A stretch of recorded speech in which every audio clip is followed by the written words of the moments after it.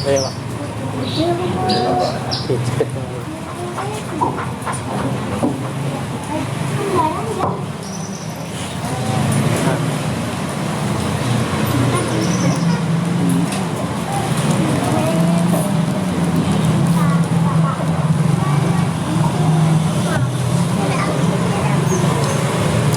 Assalamualaikum warahmatullahi wabarakatuh.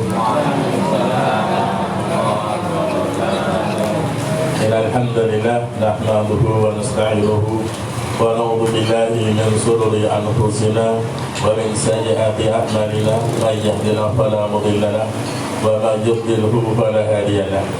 Asyhadu an la ilaha illallah wahdahu la syarika lah wa asyhadu anna Muhammadan abduhu wa rasuluh la nabiyya ba'dah la haula wa la quwwata illa billah.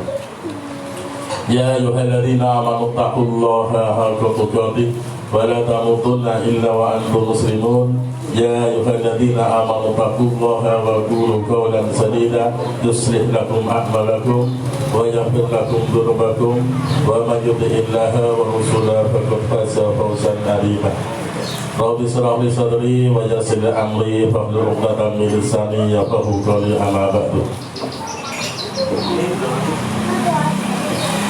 Bapak-bapak, ibu-ibu yang dirahmati Allah, alhamdulillah pada hari ini kita masih diberikan nikmat oleh Allah, diberikan banyak nikmat oleh Allah untuk bisa menghadiri pengajian ini, menghadiri kegiatan halal bihalal yang diadakan oleh Yayasan An-Najah. Mudah-mudahan apa yang kita lakukan hari ini mendapatkan ridho dari Allah Subhanahu wa Ta'ala. Salawat dan salam semoga tetap terlimpahkan kepada uswah hasanah kita Rasulullah Muhammad sallallahu alaihi wasallam. Beliaulah yang menjadi contoh kita, menjadi panutan kita, menjadi rujukan kita untuk mengamalkan Islam dalam kehidupan kita sehari-hari. Dan beliau juga yang kita tunggu sahabatnya kelak di hari akhir. Mudah-mudahan dengan salawat dan salam kepada Rasulullah kita sebagai umatnya mendapatkan hal yang sama. Bapak-bapak ibu yang dirahmati Allah, setelah kita melaksanakan saum Ramadan selama 1 bulan penuh, insyaallah 30 hari. Kalau ibu-ibu mungkin banyak yang tidak penuh ya. Kalau bapak-bapak saya yakin insyaallah hampir semuanya penuh kalau ada sakit atau berpergian. Setelah kita melaksanakan saum Ramadan selama 30 hari, kita tahu ayat yang favorit pada bulan Ramadan yaitu ya ayyuhalladzina amanu kutiba alaikumusiyam kama kutiba alal ladzina min qablikum la'allakum tattaqun. Tujuan dari berpuasa dari ayat itu adalah untuk menjadi orang yang bertakwa. Puasanya kita sudah selesai ya, 30 hari sudah selesai ya, dan program Ramadan yang diadakan Yayasan An-Najah juga hari ini berakhir ya, dilaksanakan oleh kegiatan akhir Ramadan. Kita saat ini perlu introspeksi. Setelah selesai melaksanakan 30 hari saum Ramadan, sudahkah tercapai pada diri kita ya, la'alakum tattaqun ini, sudahkah tercapai pada diri kita menjadi orang yang bertakwa? Kita perlu melihat. Kita juga bisa melihat ya, kalau dikatakan Ramadan itu sebagai bulan tarbiyah, bulan pendidikan, bulan penggodokan selama 1 bulan penuh untuk dicetak menjadi orang yang bertakwa. Tidak mungkin ya setelah selesai persis, oh ini bertakwa, kita lihat dulu hasilnya ya. Setelah perjalanan selesai baru dikatakan oh ini bertakwa atau enggak, akan kita lihat nanti dengan beberapa indikator yang ada ya. Selesai pendidikan yang di sekolah misalnya, pendidikan guru misalnya, selesai atau selesai pendidikan guru, begitu lulus wisuda belum bisa disebut sebagai guru karena dia belum praktek ngajar, belum kerja. Seorang pendidikan insinyur teknik misalnya, dia juga bukan seorang teknisi ya, kalau belum dia melaksanakan kerjanya ya. Setelah kita selesai melaksanakan Ramadan, saum Ramadan ini ya, dengan predikat diharapkan sebagai la'alakum tattaqun, sebagai orang yang bertakwa, sudahkah nanti kita menjadi orang yang bertakwa di sini? Karena lulusan dari saum Ramadan ini ya, lulusan dari saum Ramadan ini ada 3 kelompok orang ya. Yang pertama, begitu lulus dari atau selesai dari Ramadan ini, ada yang pertama yang disebut dengan zalimun nafsi. Selesai dari bulan Ramadan, orang Islam, ya, jelas orang Islam kemudian menjadi zalimun nafsi, orang yang masih menzalimi diri sendiri. Dan yang kedua, orang yang muktasib, tengah-tengah. Yang ketiga, sabiqunal khairat, orang yang senantiasa untuk berlomba-lomba dalam kebaikan. Dan yang ketiga inilah yang disebut dengan orang muttaqin, orang yang bertakwa, yang senantiasa berlomba-lomba. Dari 3 orang ini, 3 kelompok orang, kita termasuk yang mana? Ya, kita bisa koreksi diri, bisa kita tempatkan setelah Ramadan kemarin kita bagaimana, selesai bagaimana, apa tambah meningkat atau nurun ya. Biasanya yang namanya iman itu bisa meningkat dan bisa berkurang. Al-iman yazidu wa yanqus, iman bisa bertambah dan bisa berkurang. Pada saat Ramadan kemarin iman kita bertambah, insyaallah ya, iman kita bertambah. Begitu Ramadan selesai, apakah akan turun terus? Ya, kalau misalnya sebelumnya iman kita 50, kemudian pada saat Ramadan naik sampai 100 misalnya, apakah setelah Ramadan akan turun terus sampai menjadi 40 nilainya atau 30? Kita akan lihat nanti. Hanya diri kita sendiri yang bisa mengukur, saya sebenarnya bagaimana sih? Ramadan saja kemarin diterima enggak ya? Ramadan saja kemarin dapat Lailatul Qadar enggak ya? Bukan hanya sekedar saya dapat Lailatul Qadar, buktinya pas malam tanggal 27 misalnya, saya melihat sampai pagi dan suasananya benar pas ya, bukan hanya sekedar itu, tapi aman setelah itu bagaimana? Kita sudah sangat meningkat imannya, tinggal kita menjaga iman setelah Ramadan ini. Ada 3 amalan, ada 3 amalan ya, 3 kelompok amalan yang dikatakan dari amalan-amalan selama Ramadan itu yang akan menjadi ciri yang disebut sebagai orang yang muttaqin, orang yang bertakwa, yang sudah dilatih selama 30 hari, bahkan di latihannya diperbanyak pada saat 10 hari terakhir. Yang pertama yaitu dari amalan-amalan yang sudah kita kerjakan 30 hari, yaitu amalan untuk tidak mengikuti hawa nafsu. Jadi amalan tidak mengikuti hawa nafsu ini sudah dilatih sejak awal ya, sejak awal Ramadan. Begitu 1 Ramadan, subuh 1 Ramadan, kita disuruh menahan hawa nafsu, menahan dari hal-hal yang sebenarnya dihalalkan oleh Allah ya. Kita pagi biasa makan ponggol haram apa halal Bu? Halal. Ponggol halal, biasanya makan ponggol nggak masalah. Tapi begitu 1 Ramadan makan ponggol jam 7 pagi menjadi haram, menjadi tidak boleh. Kita sudah terbiasa, walaupun biasa makan hari itu nggak makan ponggol nggak apa-apa, orang makan ponggol orang praktekkan ya. Jadi udah apa tahan, kita berusaha menahan nafsu yang sebetulnya sudah dilatih selama 30 hari ya. Amalan-amalan lain ya, bukan hanya nahan ponggol, siang, jangan asem, biasanya sedap nemen ya. Kita pun nggak pengen yang namanya jangan asem, pengen tak mungkin pengen ya. Kalau hawa nafsu itu boleh nggak Bu? Nah, hawa nafsu itu boleh nggak? Boleh, ada, manusia itu ada hawa nafsunya. Yang nggak boleh mengikuti hawa nafsu. Awan-awan pengen makan jangan asem itu hawa nafsu, pengen ya, tapi nggak boleh ikuti karena saat itu Ramadan ya.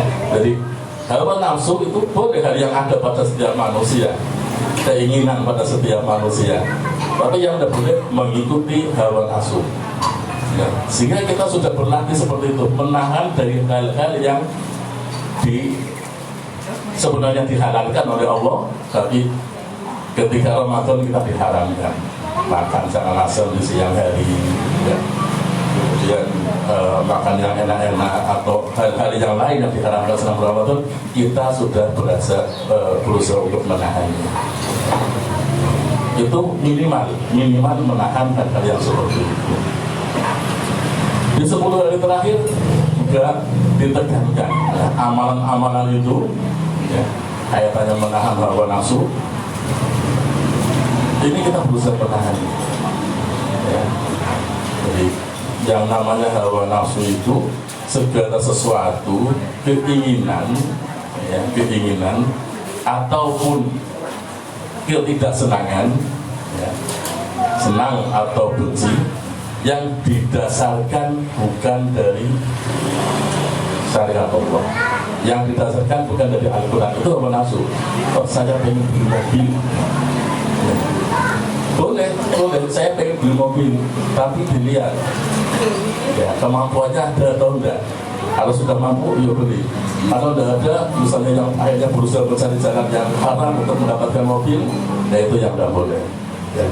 Jadi keinginan ada, tapi yang tidak boleh mengikuti hawa nafsu, mengikuti hal-hal yang benar dan salahnya didasarkan dari keinginan saja ya. Bahkan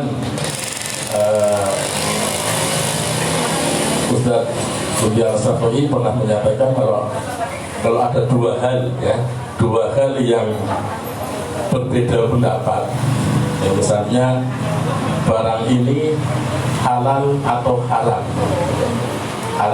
dan banyak pendapat, ada yang mengatakan halal, ada yang mengatakan haram, ada yang ini, maka beliau menyarankan ambillah pendapat yang sesuai hawa nafsumu ya, ambillah pendapat yang sesuai hawa nafsumu, kemudian tinggalkan ya. Jadi ini barang ini halal atau haram ya, dengan haram nanti akan mendapatkan ini ya.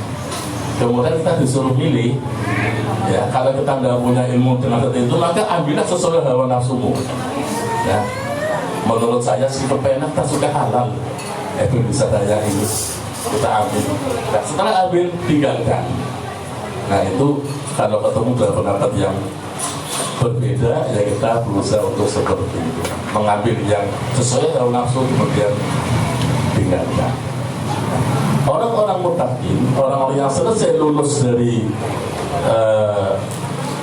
saum Ramadan ini, bukan hanya hawa nafsunya dalam hal yang haram. Kalau hawa nafsu mengikuti hal yang haram jelas ya, orang Islam semua disuruh meninggalkan hal-hal yang haram.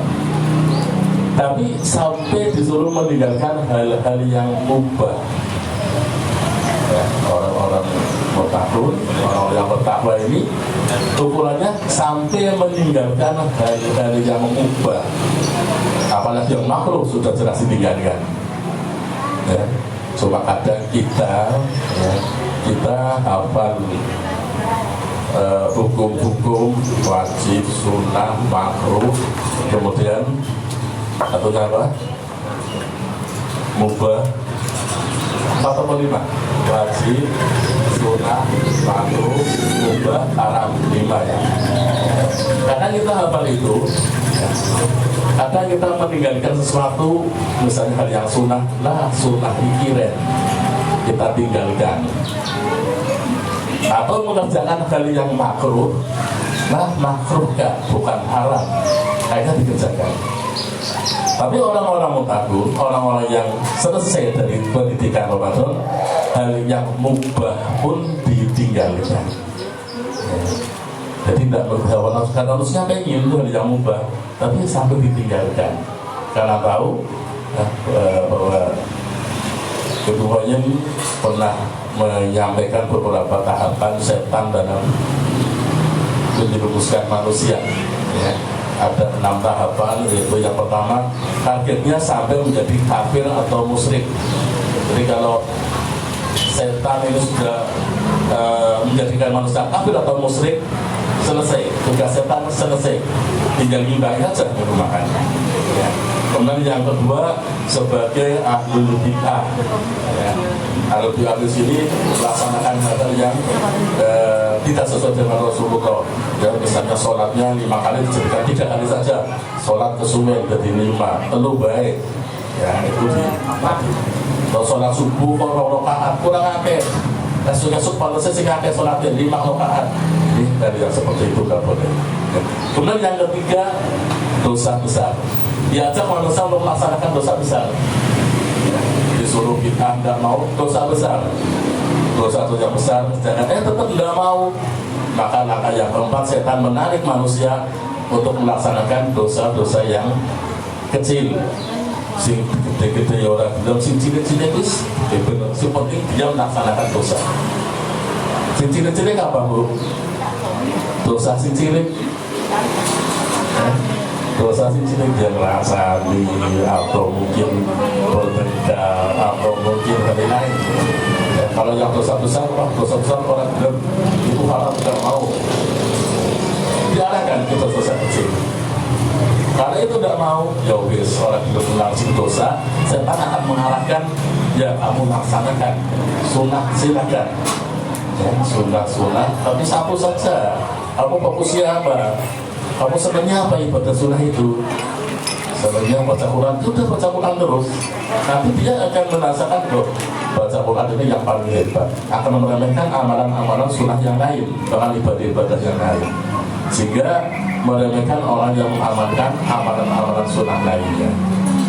Setan akan berbuat seperti itu. Kalau itu pun tidak mau, ya, setan akan berbuat jobis. Yang sunnah juga tidak mau, sunnah masih dikerjakan semuanya, diarahkan dah kamu perbanyak hal-hal yang mubah, ya, waktu yang mubah. Ya, kalau tidak mau nonton sinetron, ya duduk saja di ruang tamu, lamun atau apa, itu mubah. Atau dengarkan apa, ya, maka kan diusahakan seperti itu. Nah, orang yang mutakun, ya, tidak akan mau melaksanakan hal-hal yang mubah, waktunya terbuang sia-sia. Ya, jadi kalau ini hal yang mubah, ya, karena mengikuti hawa nafsu, hal yang mubah ini dia gunakan untuk hal-hal yang baik, untuk hal-hal yang diperintahkan oleh Allah. Jadi tidak ada waktu yang mubah bagi orang-orang yang mutakun. Semua waktu bermanfaat, ya, untuk mendapatkan pahala, karena tahu, ya, dengan amalan-amalan yang dikerjakan selama Ramadan tentunya dikerjakan juga di luar Ramadan. Ya, ini hal yang mubah pun sampai ditinggalkan. Ini beliau-beliau yang telah lulus dari tarbiyah selama Ramadan dan selesai Ramadan, maka berusaha menjadi orang yang mutakun dengan cara seperti itu. Jadi yang pertama tadi, ya, tidak mengikuti hawa nafsu, ya. Jadi kalau kita ada apa, ya, kita pikir ketika mau beramal, apakah ini mengikuti hawa nafsu kita, ya, atau memang diperintahkan oleh Allah dan Rasulnya. Ya, kita melihat seperti itu. Kemudian yang kedua, amalan yang kedua, ya, setelah tadi tidak mengikuti hawa nafsunya, yang kedua yaitu senantiasa berfastabiqul khair, senantiasa berlomba-lomba dalam hal kebaikan.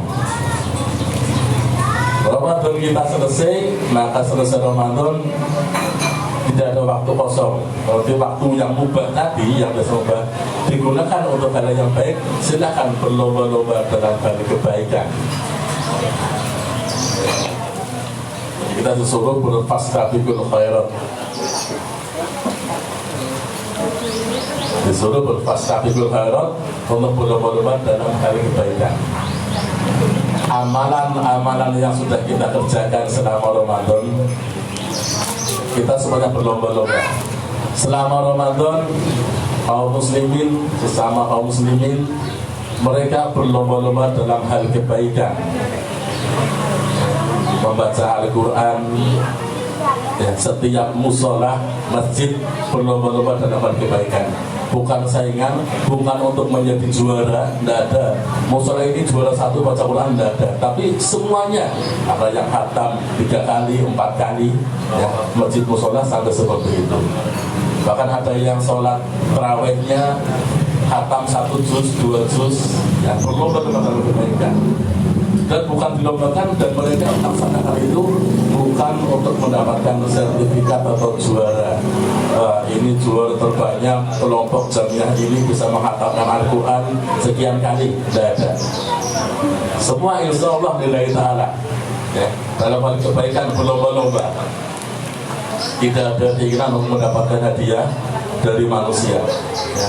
Baca Al-Quran berlomba-lomba. Sholat malam juga berlomba-lomba. Ada yang 8, ada yang banyak, berusaha sebaik-baiknya untuk melaksanakan amanah itu.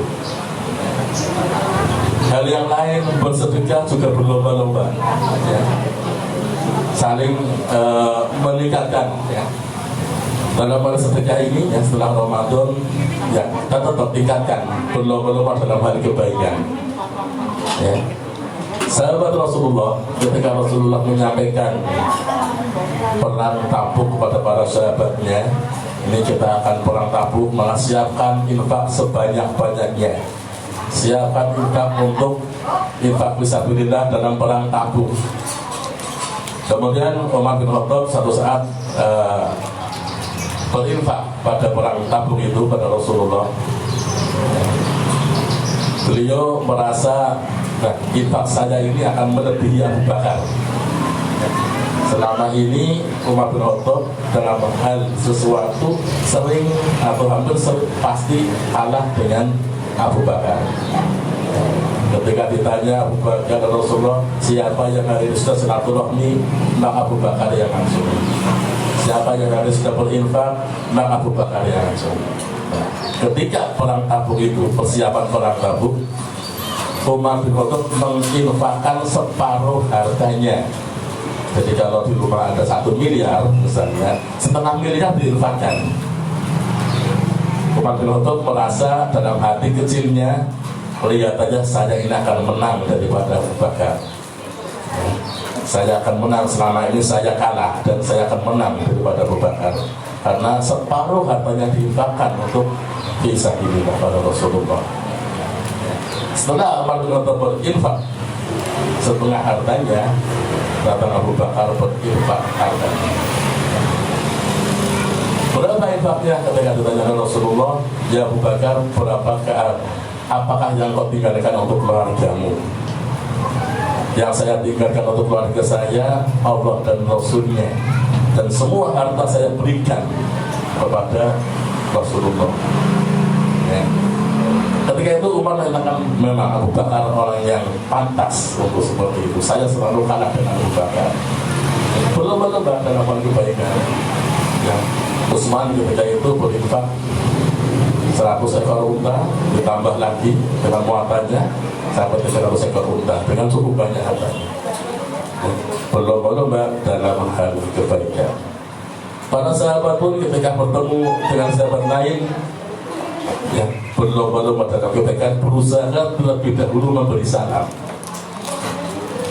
Jadi dalam hal ibadah, setiap kita muslim diwajibkan untuk berlomba-lomba, ya, cepat-cepatan memberi salam, ya. Dalam hal apapun kebaikan, ya, tidak ada isar dalam hal ini kaitannya dengan ibadah, ya. Artinya biar dia yang dapat pahala, saya tak usah, sombong teman pahala tapi sakeh apa ya? Jadi dia aja yang dapat pahala, saya nggak usah. Sombong dia. Jadi boleh-boleh Pak. Baca Quran sebanyak-banyaknya, berinfak juga sebanyak-banyaknya. Ibadah-ibadah yang lain juga kita berusaha untuk sebanyak-banyaknya ya, dibandingkan dengan yang lain. Ya, jadi waktu yang kita gunakan, waktu yang ada, ya, bukan untuk melaksanakan hal-hal yang mubah, apalagi hal-hal yang makruh, apalagi hal-hal yang maksiat. Maka kita gunakan waktu kita untuk mengisi dari hal-hal yang kosong-kosong itu dengan hal-hal yang baik. Karena setiap manusia disuruh untuk menjadi yang terbaik amalnya. Niyatukum anukum ahsanu amalan. Ya, untuk menguji siapa di antara kalian yang terbaik amalnya. Ya, jadi amalnya apa? Usaha sebaik-baiknya, ditingkatkan sebaik-baiknya.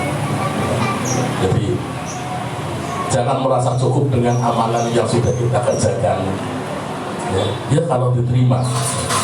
Jadi kita merasa terus beramal sebanyak-banyaknya, sebaik-baiknya.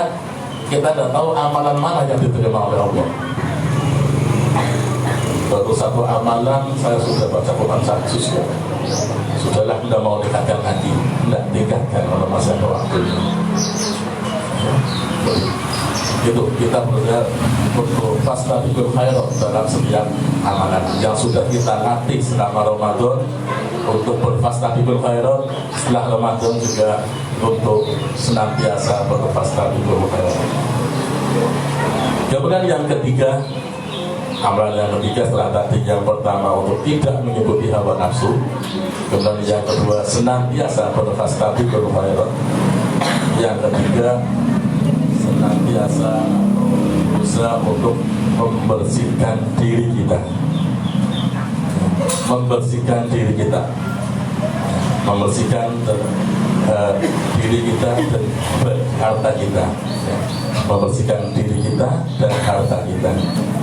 Selama Ramadan kita sudah dilatih untuk beristighfar kepada Allah, senantiasa beristighfar pada Allah, senantiasa berdoa pada Allah, senantiasa mengamalkan amalan-amalan hati, dan ditutup di akhir Ramadan dengan mengeluarkan harta kita. Jadi untuk membersihkan diri kita dengan amalan-amalan batin tadi, ya, istighfar termasuk. Membersihkan harta kita ditutup dengan zakat fitrah. Ya. Jadi zakat fitrah itu untuk membersihkan diri kita. Ya. Zakat ini, ya, zakat ada dua, Bu. Zakat fitrah dan zakat mal. Jadi kita bukan mengeluarkan zakat fitrah, zakat malnya juga dihitung, Bu. Ya, jangan sampai panjenengan lupa. Ya, zakat mal hartanya berlimpah, zakat mal cukup 1 juta dibagi kok tanggane sa RT oleh 10 bulan atau 20 bulan mulai lebih zakat mal. Belum tentu dihitung berapa hartanya.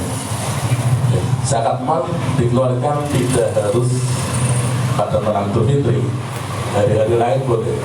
Misalnya kita punya emas 100 gram, emas 100 gram, 100 gram berarti sahon, Bu. Ya sahon ya, 10 on.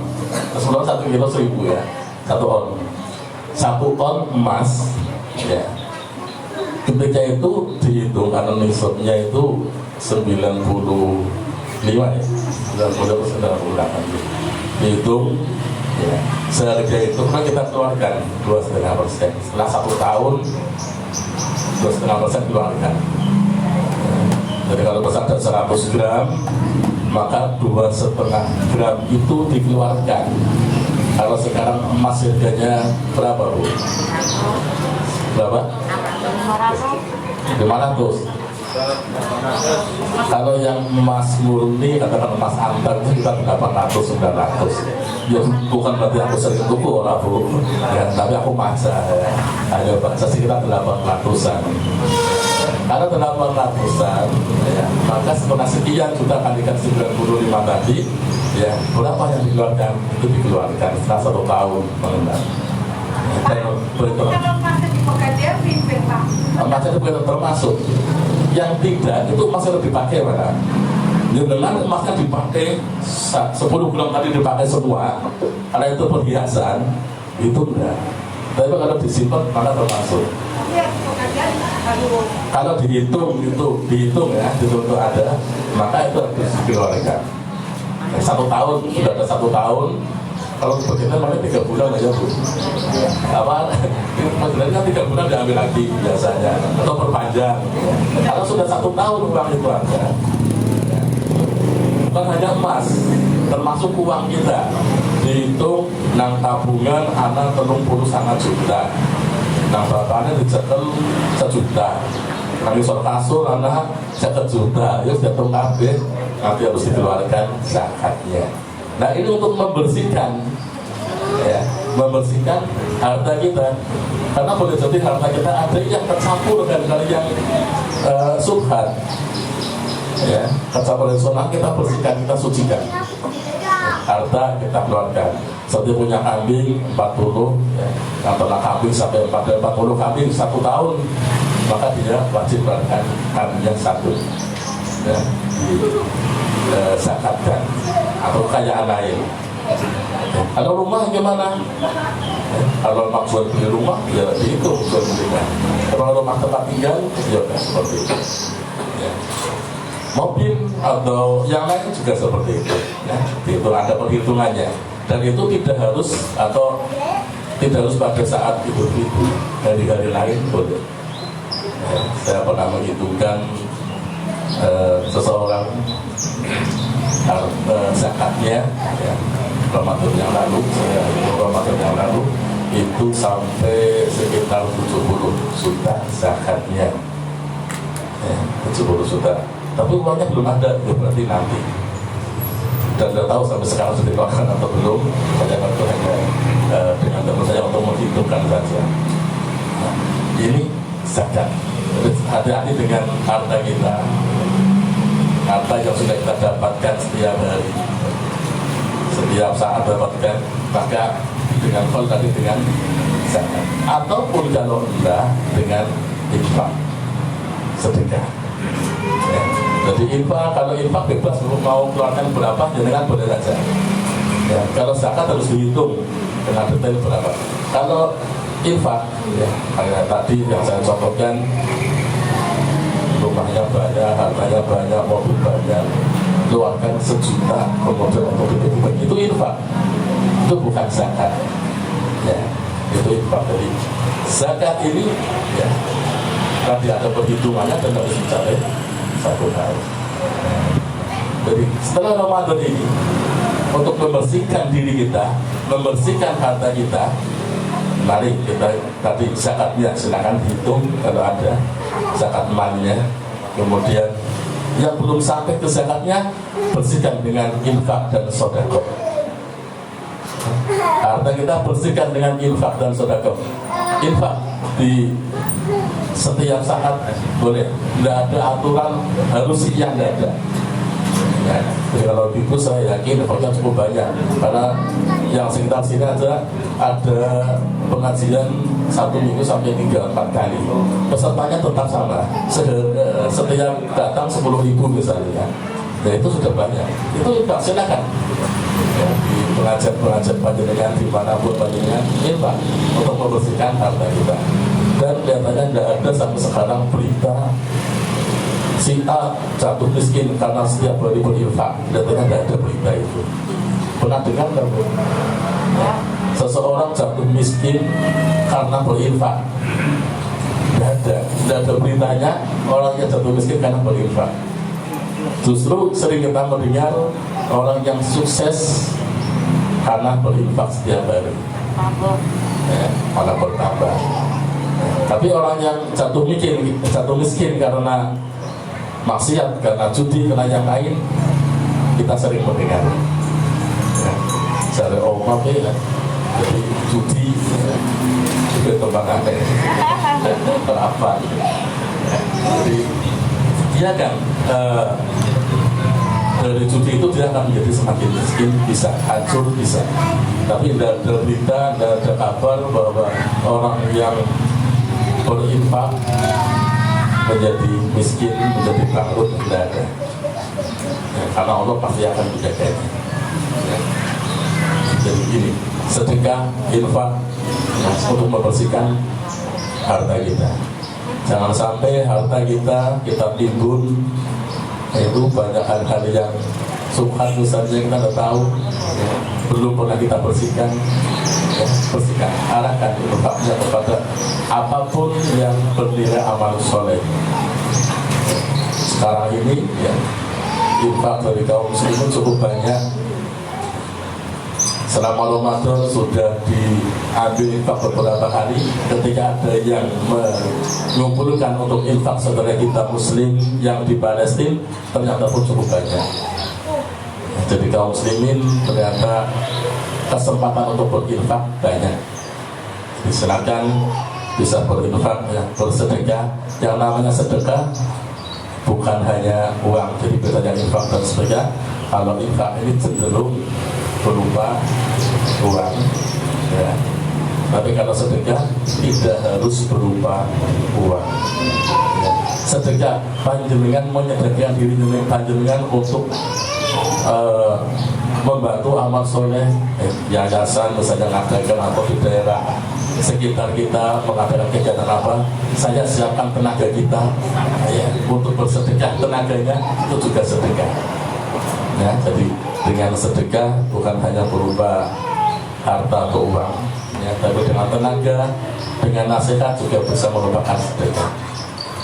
Jadi tiga hal itulah yang bisa menjadikan kita orang-orang yang mutaqin, orang-orang yang bertakwa setelah Ramadan selesai. Yaitu yang pertama tadi adalah tidak mengikuti hawa nafsu.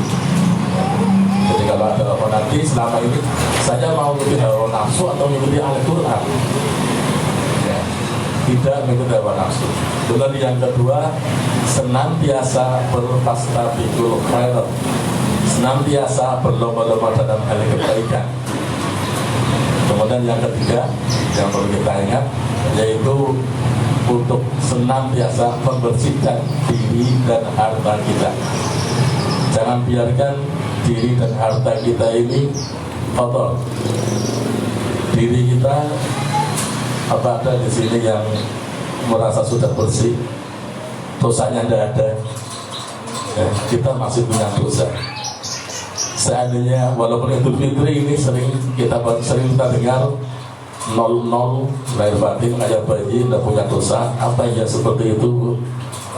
Setelah dengan Idul Fitri belas dosanya tidak ada kayak bayi, apa ya seperti itu.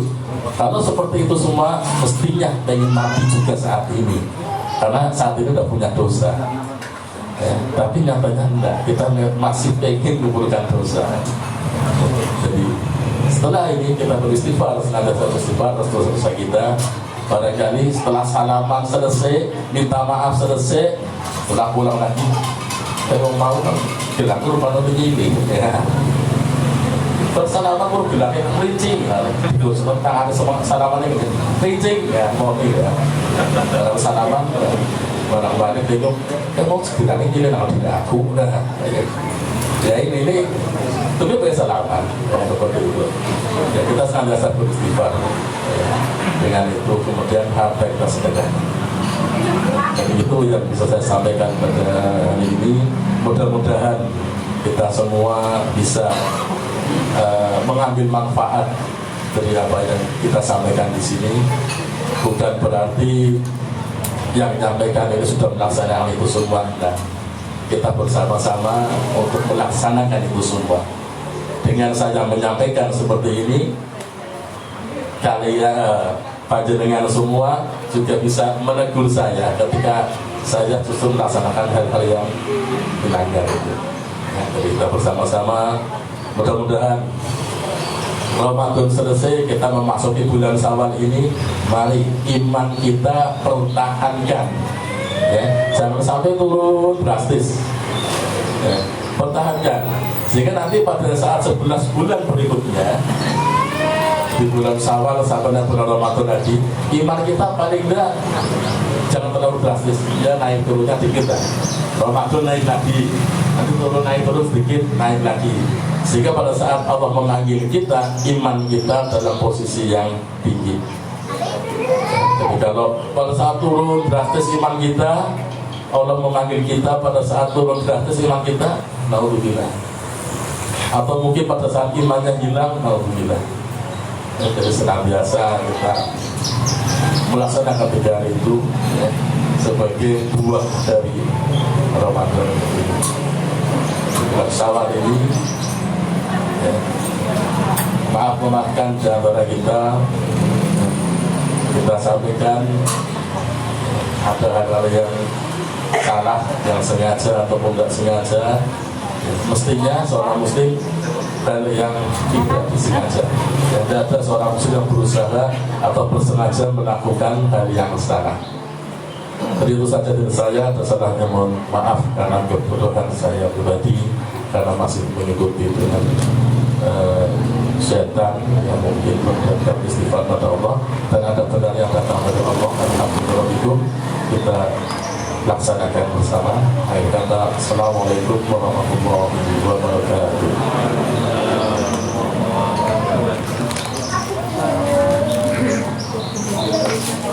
Terima kasih Bapak.